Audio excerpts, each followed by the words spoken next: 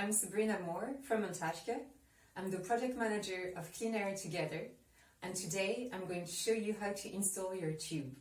So first of all, get your pack, and in your pack you'll find a diffusion tube, a tube holder, a washer, and a set of instructions. So here is the tube holder. At the back of it you'll see a film. So just remove that film off the sticky tape and it's ready to install. So I take the diffusion tube, remove the white cap. I put that cap aside in my citizen science pack. I'll need it in 4 weeks. Then I take the washer and I slide it up the tube and it's ready to slide into the tube holder now.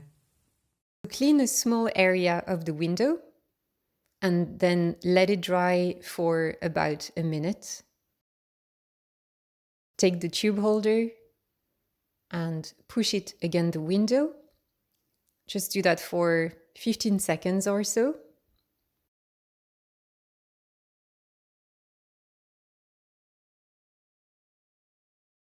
Take the tube with the grey cap on top and slide it into the holder.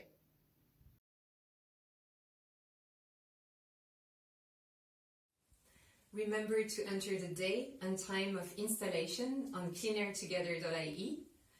Thanks a million for your participation.